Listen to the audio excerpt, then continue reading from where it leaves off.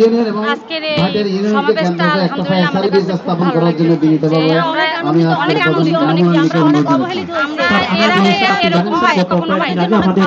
ভাটিয়ে দিবে স্যার একটা অগ্নিকাণ্ডের ঘটনা ঘটেছে। এই ঘটনা শোনার পর স্যার আমি সংশ্লিষ্ট ফায়ার সার্ভিস দুটো স্যার পাঠিয়েছি, আমি নিজে স্যার স্পটে গিয়েছি স্যার। তো আসলে স্যার এখানে গুরুত্ব একটু বেশি স্যার, ওই পাশে স্যার কুমিরা আছে আর ওই পাশে স্যার আমাদের সেতুগুলি ফায়ার সার্ভিস আছে।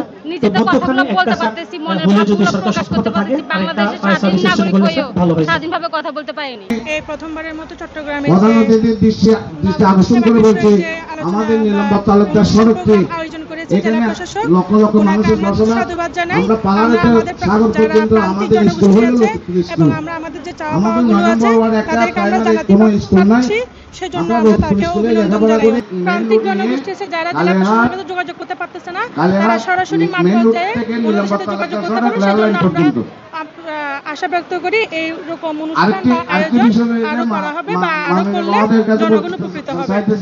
আসলে জেলা প্রশাসক তো আপনাদেরকে আমরা শোষণ করি, এটা আমাকে জানাবেন, তারপরে পরে কোন প্রক্রিয়ায় তাদেরকে মাঝখানে ঠিক রাখা যায় সে বিষয়ে আমাকে আপনি এক সপ্তাহ ভেঙে জানাবেন। আপনাদের কথা তো আমি সবসময় জেনে শুনি, বা যান আমার অফিসে চা খান, যারা আমার অফিসে যেতে পারে না আজকে আমি তাদের কথা শুনছি। এই যানজট নিরসনের জন্য আমাদের হাইওয়ে পুলিশ রয়েছে, তাদের আরো একটি ভূমিকা পালন করা দরকার।